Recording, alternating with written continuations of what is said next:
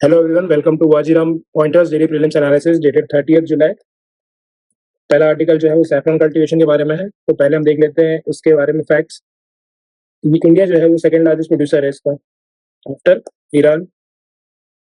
और 90% जो ग्रो होता है इंडिया में वो कहाँ पे होता है? जम्मू एंड कश्मीर में। जम्मू एंड कश्मीर में एक रीजन है जिसका नाम है पॉम्पोर रीजन। इसको बोलते हैं saffron ball of Kashmir. Saffron ball of Kashmir मतलब यहाँ पे सबसे ज्यादा होता है। जो सैफरन क्रॉप है इसको ग्रो किया जाता है करेवाज में। करेवाज बेसिकली क्या होता है?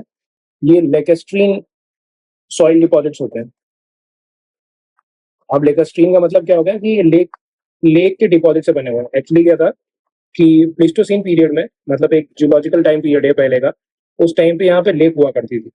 अब लेक जैसे जैसे धीरे धीरे लेक का पानी खत्म हो गया तो जो डिपॉजिट्स बचे उसको बोलते हैं यहाँ पे करेवाज, और उसी में इसको ग्रो किया जाता है सैफरन। इसके अलावा एक तो इसमें इंपॉर्टेंट है वेजिटेटिव प्रोपोगेशन, और दूसरा इसमें ये है कि स्टिग्मा जो होता है यही कमर्शियल पार्ट है। मतलब मैं इसका फ्लावर दिखा देता हूँ। तो बेसिकली ये जो पार्ट है इसको बोलते हैं स्टिग्मा। स्टिग्मा क्या होता है? फ्लावर का फीमेल रिप्रोडक्टिव पार्ट होता है जहां पे पोलन्स अट्रैक्ट होते हैं। तो इसी को हम निकालते हैं, यही केसर होता है हमारा। ठीक है, इसको केसर बोलते हैं हिंदी में, और जाफरान बोलते हैं इसको उर्दू में, और कौंग बोलते हैं इसको कश्मीरी। कश्मीर में से कौंग बोलते हैं। ठीक है, ये याद रखना है। और जो नीचे का बल्ब दिख रहा है आपको,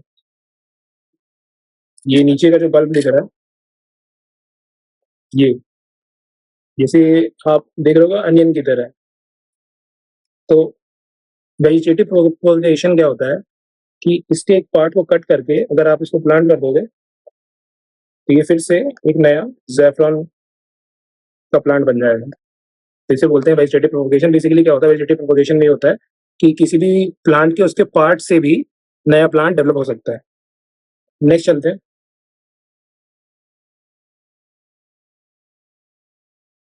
बाकी इसमें काम का क्या है कि हमारे क्लाइमेटिक कंडीशंस देख लेनी चाहिए कि अब सी लेवल कितना 1500 से 200, क्योंकि ऑलरेडी पता है कश्मीर वैली है तो ऑलरेडी एलिवेटेड लेवल्स होगा।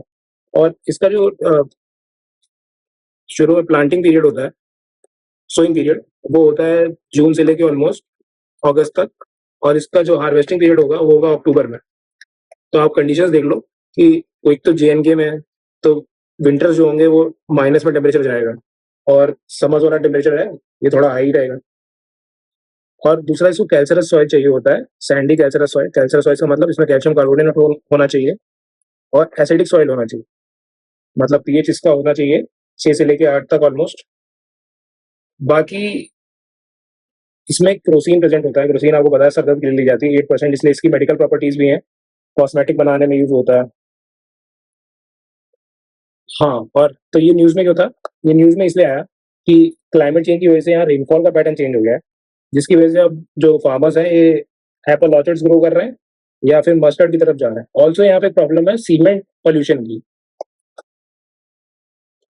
अब सीमेंट प्रोडक्शन में क्या निकलता है? नॉक्स निकलते हैं, नाइट्रोजन ऑक्साइड, सल्फर डाइऑक्साइड निकलती हैं, और कार्बन मोनोऑक्साइड निकलता है, जो कि अफेक्ट कर देता है इसके ग्रोथ को।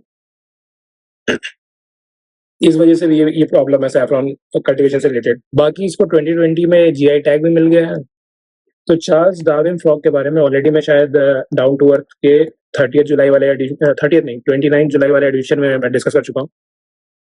एक बार और बता देते हैं कि बेसिकली ये अंडमान आइलैंड में एंडेमिक स्पीशीज है। ये ओनली फ्रॉग स्पीशीज है जो क्या करता है कि अपसाइड डाउन स्पॉनिंग।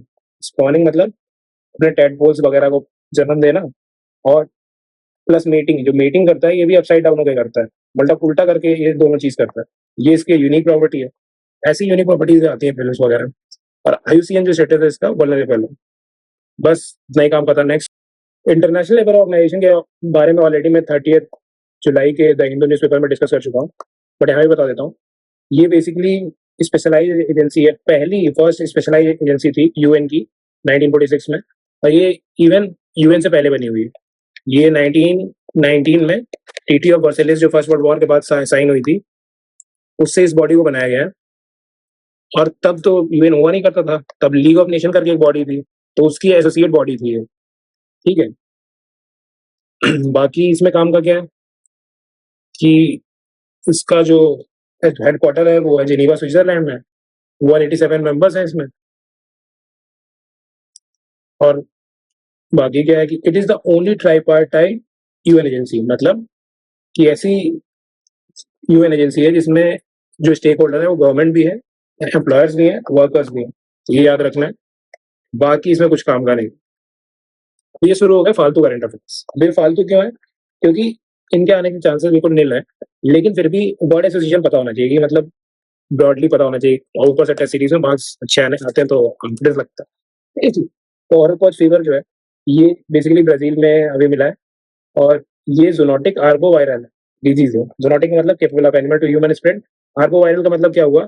एक फाइलम होता है आर्थ्रोपॉड। आर्थ्रोपॉड मतलब पढ़ोगे आप बायोलॉजी वगैरह में कि इनकी जो एक्सोस्केलेटन होता है वो कैल्शियम कार्बोनेट वगैरह का होता है। तो इसमें इसमें क्या आते हैं? मॉस्किटो आता है, और दूसरा एक आता है मिज। मिज क्या है? बेसिकली ये एक मॉस्किटो की तरह ही होते हैं, जैसे हमारे यहाँ फ्लाइज जो उड़ती हैं वैसे ही ये मिज होते हैं। ये मॉस्किटो की तरह ही होते हैं, थोड़ा डिफरेंट होते हैं, जानना इतना जरूरी नहीं है। ह्यूमन टू ह्यूमन स्प्रेड नहीं होता है, वैक्सीन अभी कोई बनी ही नहीं है, तो बस इतना याद रख लो कि इनसे होता है। नेक्स्ट, ये भी अनदर एक फालतू करंट अफेयर है, बस याद रख लो कि ये माके धातु प्रोजेक्ट है, एक मल्टी पर्पज प्रोजेक्ट है। और ये कौन सी रिवर बन रहा है? कावेरी रिवर पे। कावेरी रिवर का ओरिजिन क्या है? ब्रह्मगिरी हिल्स होता है। कहाँ कहाँ से फ्लो करती है? उसका बेसिन बेसिकली कहाँ कहाँ लाई करता है? कर्नाटक में हो गया, फिर ये केरला में हो गया, तमिलनाडु में हो गया, इवन आंध्र प्रदेश में भी इसका लाई करता है पार्ट। और बेसिन की बात कर रहा हूँ, फ्लो की बात नहीं कर रहा। राइपेरियन स्टेट याद कर लो। राइपेरियन स्टेट क्या होता है? बेसिकली जहां जहां से रिवर फ्लो करती है उसे राइपेरियन स्टेट बोलते हैं।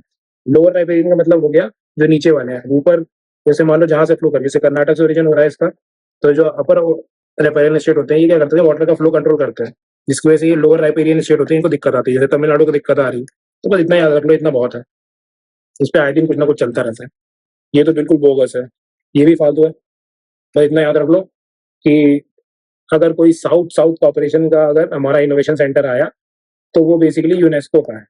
बस इतना याद रख लो कि यूनेस्को के अंदर कोई साउथ साउथ कॉपरेशन का है, बस। नेटो ग्रुप के बारे में जान लो कि ये रशिया की बेसिकली एक प्राइवेट मिलिट्री है, मर्सिनरीज है बेसिकली। ये याद रख लो, कहाँ गए क्या गए कुछ काम का नहीं, बोगस आर्टिकल, कुछ काम का नहीं है इसमें। देखो ये डिफेंस एक्विजिशन काउंसिल मैंने ऑलरेडी 30 जुलाई के द हिंदू में बता दिया था, इसलिए इसको लास्ट में रखा है कि मान लो तुम्हारा टाइम वेस्ट ना होगा, तुमने ऑलरेडी तुम्हें कल का याद है तो इसको देखने की जरूरत नहीं, बंद कर दो यहीं पे। तो MQ-9B करके एक अनमैन्ड एरियल व्हीकल है जो बेसिकली इंडिया कहाँ से प्रोक्योर कर रहा है? यूएस से। ये याद रखना है कि MQ-9B यूएस से का एक यूएवी है। उसके बाद डिफेंस एक्विजिशन काउंसिल के देखना, इसके हेड कौन होते हैं? डिफेंस मिनिस्टर होते हैं। अब ये क्या करता है? बेसिकली प्रोक्योरमेंट देखता है। प्रोक्योरमेंट का मतलब क्या? कि जो भी मिलिट्री की ऑपरेशनल या फंक्शनल रिक्वायरमेंट्स हैं उनके पीछे देखता है। और ये बना कब था? पोस्ट कारगिल वॉर के बाद बना था। डिफेंस मिनिस्टर चेयरमैन हो गए, इसमें सीडीएस भी रहता है, और हमारे जो चीफ्स रहते हैं आर्मी नेवी एयर के, वो सब इसमें रहते हैं। टेक्नोलॉजी ट्रांसफर वगैरह। ऑफसेट प्रोविजन का मतलब क्या हो गया कि मान लो कि मैंने अगर तुम्हारे यहाँ से यूएवी लिया तो तुम हमारे यहाँ से कुछ पोर्शन तुम्हें इंडिजिनस डालना पड़ेगा उसमें, ऐसा कुछ। बस इतना ही है। That's it for today. Thank you.